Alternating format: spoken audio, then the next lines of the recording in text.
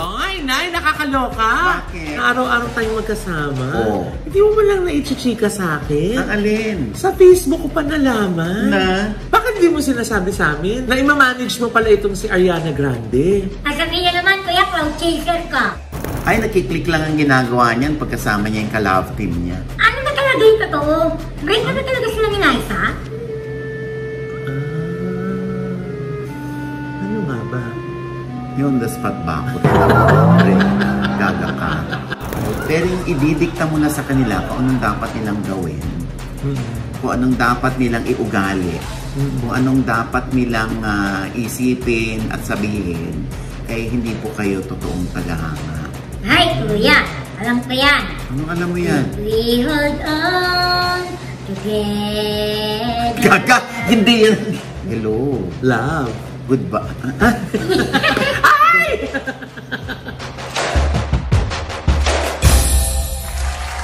Hello mga ka-update. Ito po ang inyong mga lingkod. Ito po si Mama Loy. Ako si Ate Brenna. At ito naman po si Papa O at si Audrey Diaz. Ano pa nga ba? Ang lagi inyong inihirit sa amin. Ichika mo na! Dali! Ay, Nay, nakakaloka. Bakit? Na araw-araw tayong magkasama. Oo. Hindi mo man lang naichichika sa akin. Ang alin? Sa Facebook ko pa nalaman. Na? Bakit di mo sinasabi sa amin na ima-manage mo pala itong si Ariana Grande? Kakaloka. Alam mo, bihas ko yung mga comments niya. Oo. Akala ko lalaitin ako. Natutuwa pa sila. Oo. Diba? Nakakatuwa na yung gano'n sila kabilib sa akin mag-manage. Pero yung totoo po, diba? kung ima-manage ko si Ariana Grande, hindi po. Hindi ko po kilala si Ariana at hindi rin ako kilala ni Ariana. At tayo naman talaga pinatulan natin. Sasabihin naman, kuya, cloud chaser ka. Ay! Pabi ko ka naman. Oo, hindi utang na loob, hindi akong gumawa ng ano na yan, kung meme man yun, or whatever. Eh, hindi akong gumawa na. Sinasagot ko lang ngayon. Sayang item din eh. Oo Pero nakakaloka, di ba? May gumawa ng isang meme, pero kumalat, nag-viral. Iba talaga, iba eh. Small thing. Kilay talaga yung ano dyan eh. Ano mag-nagyari kayo? Hindi ko talaga ma-perfect. Diyos ko, ba't itong kilay ko hindi na ma-viral? Diba? Alam itong kilay ko, ito yung cloud chaser. Diba? Ay, hindi po totoo yun, promise. Pero ako po yung natutuwa doon. Naaliw lang ako. Pero Diyos ko naman, baka magkaroon kami ng miscommunication. Ha? Bakit naman? At misunderstanding ni Ariana Grande. Ay naman. Nagkatotoo. Eh, syempre, English speaking. Oo. Hindi naman ako masyadong fluent sa English. Kayang-kaya mo yun. Kailangan ko ng artificial intelligence. Kuya, ako na lang interpreter. Ay, Ha? hindi nga, mag-inipan ko. Ariana Grande ba naman yung tag ng hair ni Brenna ngayon, O iba ka sabihin niya, niloloko namin si Brenna, ganyan kami. Apo. Pag hindi ko na siya ginaya, mag-iisip na yan, baka galit ako sa kanya. Lagi yung tanong ni Brenna. Hello, kuya? Ba't di mo na akong ginagaya? Galit ka ba sa akin, kuya? Sasabihin ko naman sa kanya, ni naabit mo na Ganun lang kami mag-usap po. Yes. Kasi maka-bash na naman tayo. Hindi, at saka ang galing nga sa aming lahat, si Nay Audrey talaga yung pinakamas nakakaintindi lagi sa sa mga sinasabi ni Brenna. Ako po yung interpreter.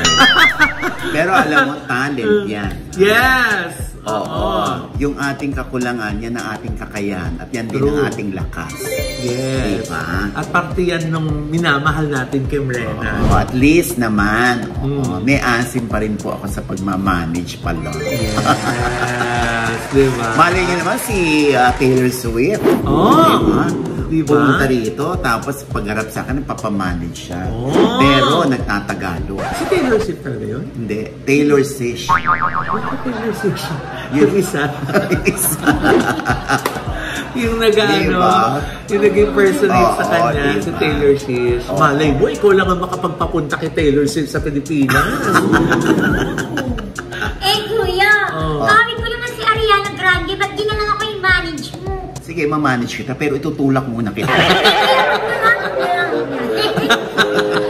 Kapalok si Brenda.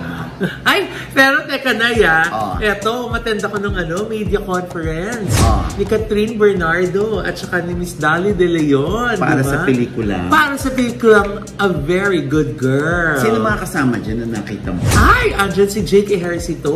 Na ito pala muna niyang pelikula. Ever. Diba? At gumagawa siya talaga ng sarili niyang marka. Yes. Yung parang hindi lang siya basta anak ni Joseph Estrada, kapatid ni Jingo Estrada, o anak nila Arnie Enriquez, kundi siya si Jake Ejercito. Diba? Ang bongga. Andyan din si Tok, si Julian Vicencio. Tapos si Chi Filomeno. Na umami na nagde-date sila ni Jay Cuenca. Ay, hindi ko sila nakita. Kasi nag-Robinson's Magnolia ako. Nakita ko si Chi Filomeno. Mag-isa lang siya. Kasama yata yung mom niya. Napakabait na bata. Bumati sa akin. Ay, kuya, binati ka lang, mabait na? So, ano ibig sabihin nun, pag di ka binati, salbahe na? Alam mo, you're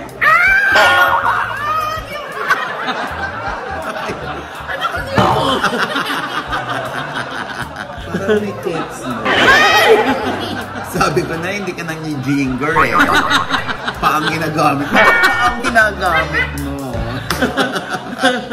Tapos grabe, ang fierce nilang lahat na yan. Nagsimula yung media ko ng fashion show.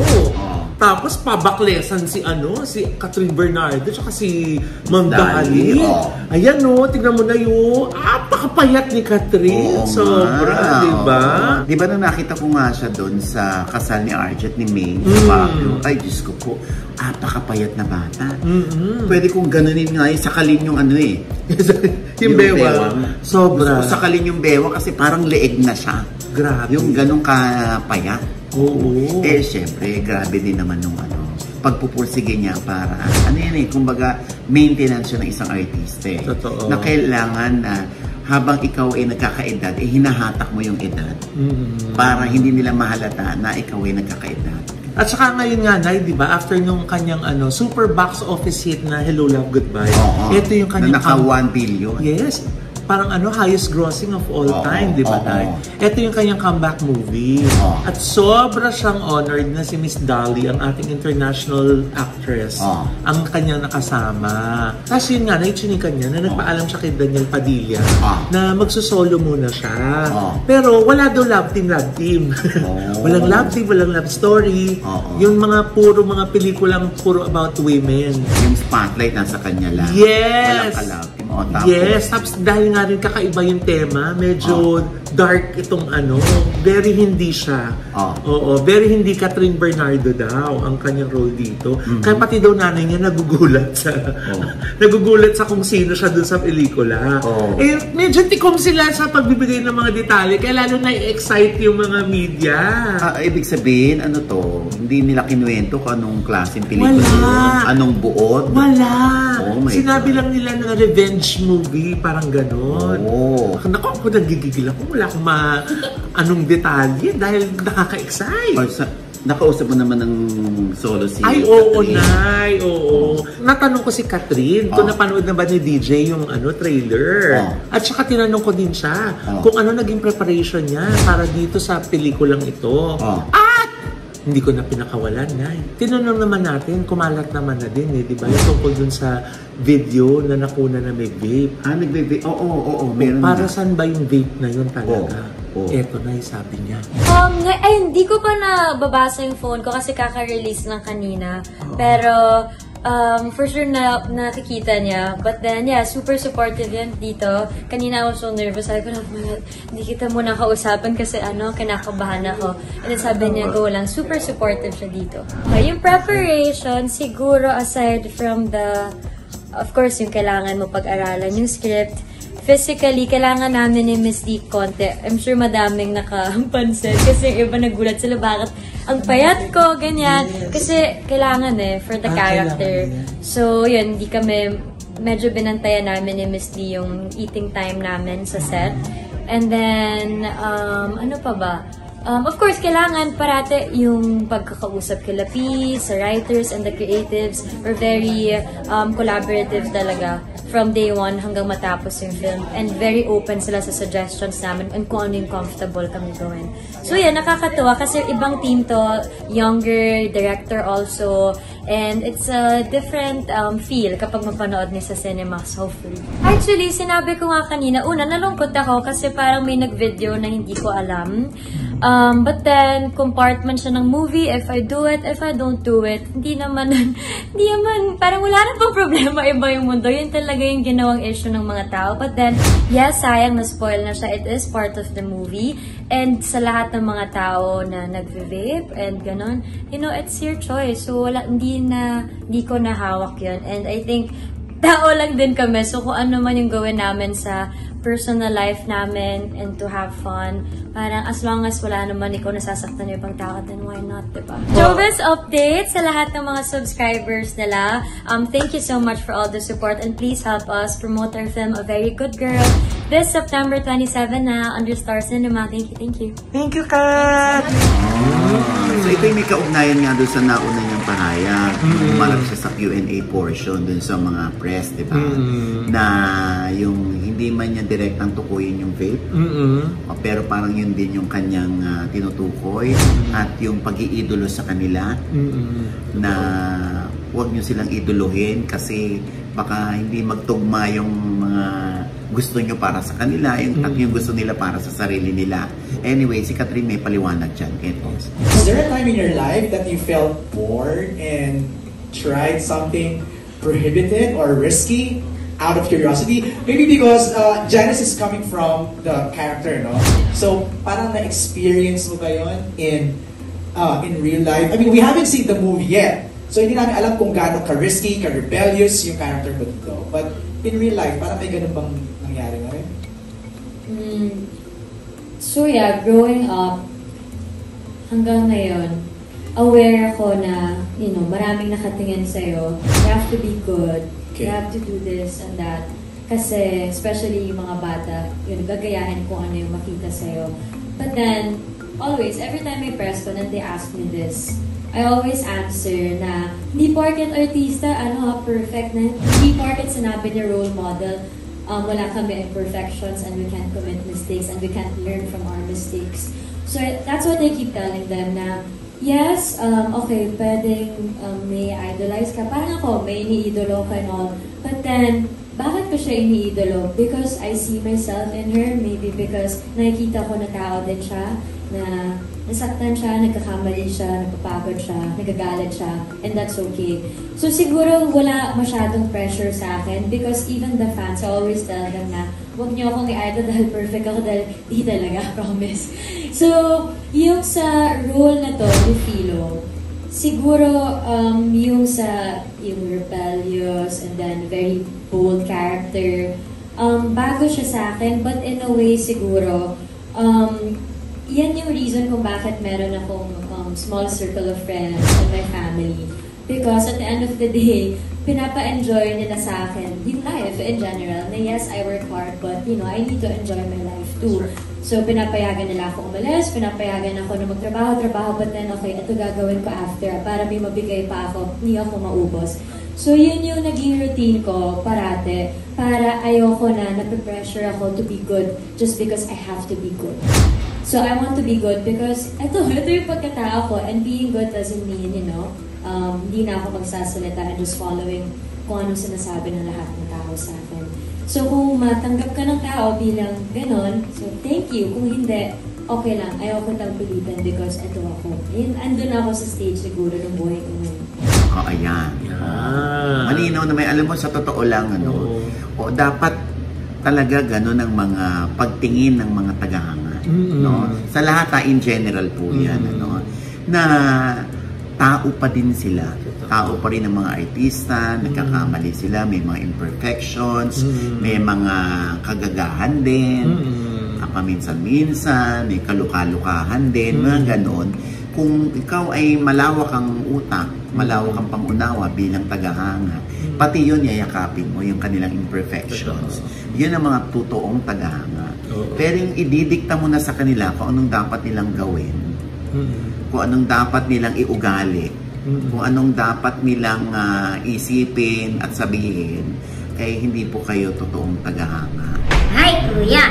Alam ko yan! Ano alam mo yan? We hold on together. Kaka! Hindi yan! Alam, pagbibintana nga, binabash na nga tayo, no? Ibang tagahanga yun. Hindi nga.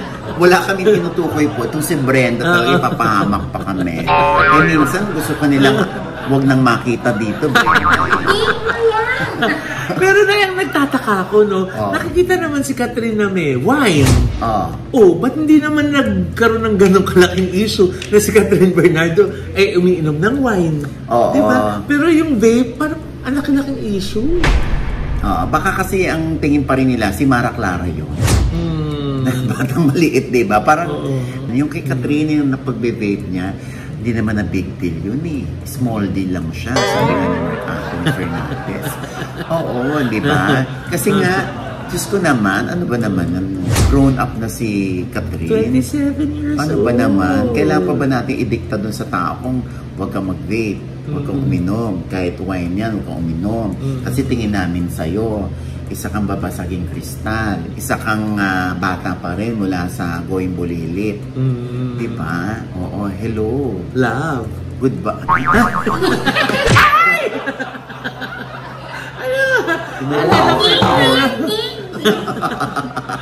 Oo, diba? Kaya nakakabilib at gustong kasama ng mga artista yung mga fanay nila na itinuring nilang friend kasi nga naiintindihan sila. Oo, dapat ganun ka. Pero na as a manager, itong risk na tinake ni Catherine, siyempre, di ba, ibang klaseng role to, ibang-iba sa lahat ng ginagawa niya. Sa tingin mo ba, high time na ginagawa na ng isang actress or artista yung mga ganitong genre sa panahon na to? Oo. Alam mo, parang ano yan, pagkain ng ano yan, kare-kare. Diba? Kahit paborito mong kare-kare, kung araw-araw yun ang ulam mo, mananawa ka rin, maghahanap ka rin ng galungkong.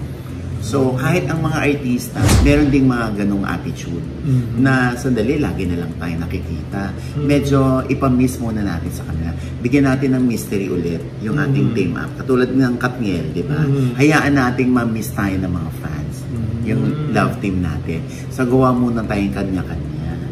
Para ihanda rin yung mga tao na hindi laging love team, na tatayo lang yung pelikula kasi love team silang nakilala. Hindi. Na kaya mo rin tumayo sa sarili mong paa. Diba? Kahit si DJ gumawa ng movie nang wala si Catherine yung kay Ma'am Charo. Ma'am Charo, diba? Kun maupay Cameroon. Oo. Tapos, diba, si Catherine din. Nag-iba naman ng love team. Kahit nagalit yung iba, hindi. Tinangkilik ng mga tao yun. Kasi kwento yun eh. Kasi actors yan, hindi naman in real life magjowa sila ni Alden. At saka nakakaloka din yung mga roles na tinitake ni Catherine Nay. Biro mo yung susunod niya, Elena 1944, about a comfort woman naman. Period movie yun. Diba? So bali ko yan, nire-regla siya dyan? Gaga! Period movie. Parang merong panahon. Kunwari panahon ng Kastila, pananakot ng Hapon. Gaga to si Mena. Period lang, regla na. Ay, nako na eh. Gusto mo lagyan ko na exclamation point yung noo. Akong loka ka. Sobra na yung excitement talaga natin ay, di ba lagi din natin na pag-uusapan yan, lalo na napanood natin yung trailer. Grabe. September 27 po sa mga sinihan, di ba? Yung September 27, nagpo-promote na sila ngayon. Di ba this early? Oo, nagtataka nga siguro yung iba, bakit ang aga ng promotion. Ako naman feeling ko kasi, kailangan talaga mahikayat ng mga producers, ang mga tao, ang movie-going public na manood sa sine, physically. Hindi yung online lang lagi ang panonood. Yung streaming platform lang. Diba? Lalo na napakamamahal ng sine ngayon. Diyos ko, nagmumura. Hindi ka man nakakarinig ng PI mo. Ganun. Pero pagtingin mo ganyan, oh my God. Ikaw yung mapapa-PI? Oo, nakakaloka. Ito ng sine ngayon, 385, 360, 400, may 500 pa. Oo nga. Naglibre lang ng popcorn, 550. Oh, diba? Yung mga ganun. Kaya kailangan, maaga pa lang, pinopromote na para nakapaghahanda yung mga tao ng kanyang pampanood. Kasi hindi ng pampanood ang iniahanda mo. Pati yung pangkain mo doon sa sine. Yes. Oo, diba? Kaya congratulations at good luck! Yes!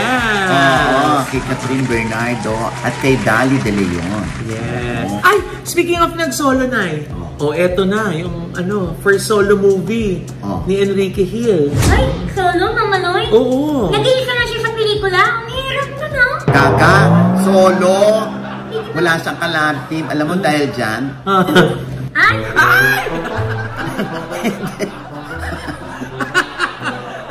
Ayun tayo eh. Bakit yan hindi mo solohin? Hindi, ang galing ng pagpapatunog ko ng Hindi mo yan gawin pag solo ka lang na. Hindi. Naku, iniba niyo yung samba. Hindi. Ibig sabihin, solo niya, as in siya ang bida. Wala siyang ibang ka-equal. Kapareho na bida din siya lang at wala siyang ka-love team. Ito nga yung I Am Big Bird. Ay! Ang ganda ng nakinunan title. sa Thailand. Tapos na. Kasama si Nico Natividad, si Pepe Herrera. Tsaka yung kaibigan natin na si Red Oliero. Na isang stand-up comedian kasama dyan. Yes. Siyempre directed by Victor Villanueva. Yes. Yan mula sa Anima Productions, Black Sheep, tsaka ABS-CBN. Yes. Alam mo, tuwan-tuwa ako para kay Ken kasi nagbalik na siya after 3 years. Diba? Ng kanyang pananahimik kasi medyo sila sa di ba? Sa pandemya Uminto talaga siya Pero busy ngayon sa businesses, di ba? May business siya, meron ticket online, Ticket to Me. Na rin siya doon, parang one of the owners. Meron pa siyang yung mga build and sell nila ng mami niya. Di ba? Nakakatuwa. Kaya tama yan, malay mo naman maging successful itong kanyang pagsusolo. Di magsunod-sunod na. Tapos sundan na niya ng teleserye. Oo nga. So, Nay, kung magti-teleserye siya, edi malabang magkaka-love team na rin siya. Pwede siyang sumubok sa iba kasi kung si Liza ay nakakonsentrate na sa kanyang Hollywood dream, kailangan niya mag-move on at mag-move forward. Diba? At tumuklas din ang kapareha na pwedeng mag-gel sila, pwedeng tangkilikin din ng mga fans, diba?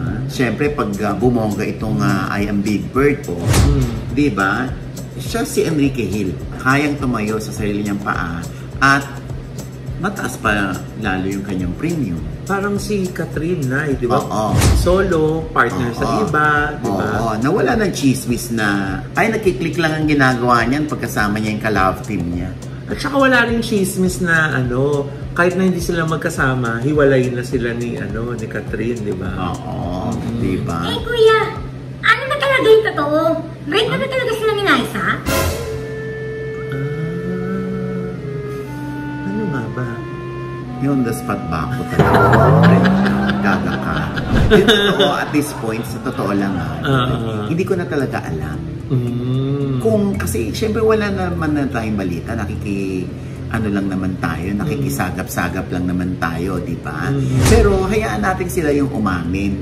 Kung wala na sila, or masaya na sila pa rin, pero pinipribado na lang nila, hindi na nila inilalabas.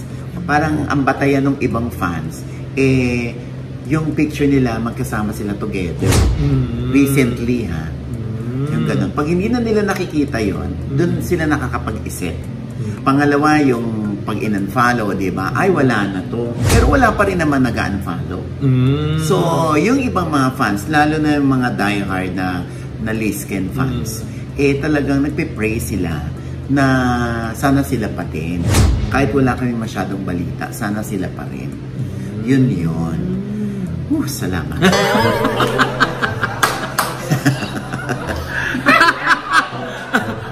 Hirap na hirap? Hirap na hirap? Alam mo, kaya ginagandahan mo lang. Ano ka pa yung binabash ka pati? Hindi ko na alam talaga. Oh, anyway. Ako, baka kung saan pa tayo mapapunta. Dahil katakisan itong si Mrena. And with that, mga kaibigan, dapat tinapos ko. And with that, mga kaibigan, ito po ang inyong mga lingkod. Ito po si Mama Loy. Sa lahat ng aming manonood po dyan na hindi po na alam yung subscribers. Sana mag-subscribe naman po kayo. Dahil pag kinlik niya, kayong unang-unang manonotify na meron kaming latest update. At syempre pa, ang kanya-kanya naming channel. Yes, sana mag-subscribe din po kayo sa channel ko. That's Mama Loy. M-A-M-A-L-O-I. At para po sa mga ikakasal dyan, ako sana po bisitahin niyo po ang aming events company na La Vida Events at www.lavidaevents.com para po mag-inquire. Para kung kailangan po ng wedding planner or event organizer. Yan po si Mama Loy and my team. Yes. At syempre, Mrena. Yes. Yes, hello mga ka-update. Papalang naman po ng aking edit page. Ano na ulit? Ano? Papalo, papaluin. Papalo, kuya. Papalo naman po ang aking edit page. Ate Mrena po. M-R-E-N-A. Yes. And kuya, Edika Ideal Vision. Galing pa ni Janine. Yes! Uy, na-meet ko na finally yung mga taga-Ideal Vision. Dun sa ano. Doc Karen, tsaka si Doc Elman. Yes, nandun sila na sa MediaCon nung A Very Good Girl. Oo, nanalo pa ako ng Ideal Vision eyewear. Wow. Diba? Ang bongga. Oo, best dress ka doon. Ay, salamat po. Oo, kaya na-insecure sa ibang bakla. At kasi na-invite ko sila. Yeah. Siya tuloy na namin. Walang ganon. Walang ganon, Nay. Grow up! What? Oy, grow up! At syempre pa, ang akin pong panayam kay Miss Tessie Tomas. Ay, Diyos ko, alam mo, ang daming umahangat kay Miss Tessie, no? At Diyos ko, nag-monologue, nag-stand up sa aking OG Inspire si Miss Tessie Tomas.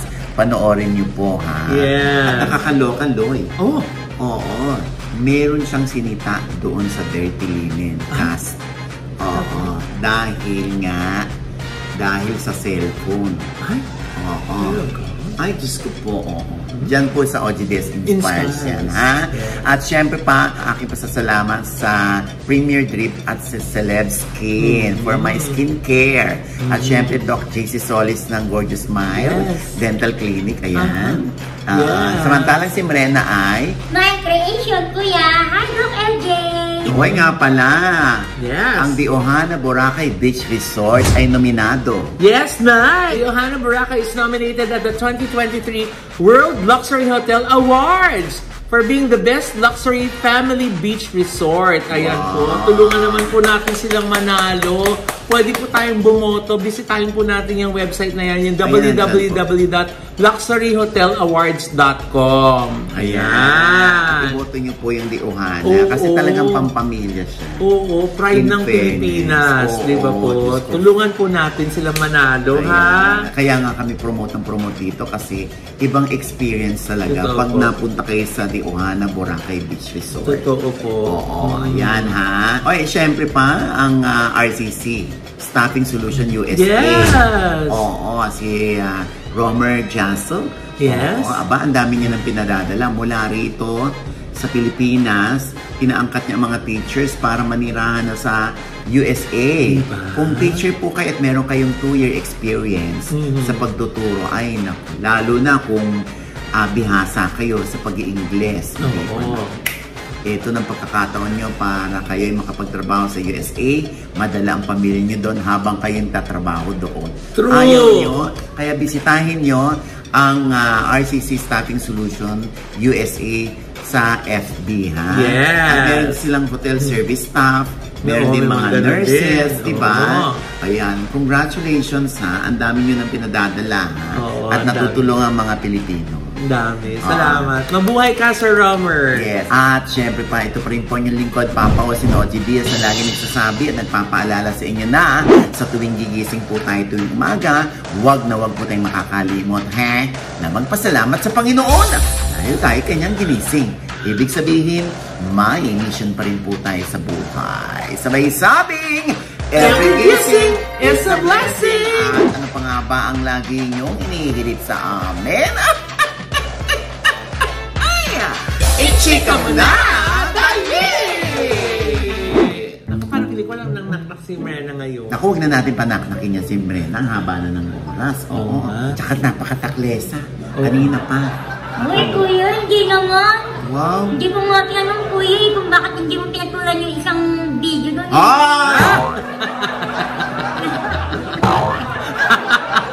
Ha? Tinuro ka. Matay.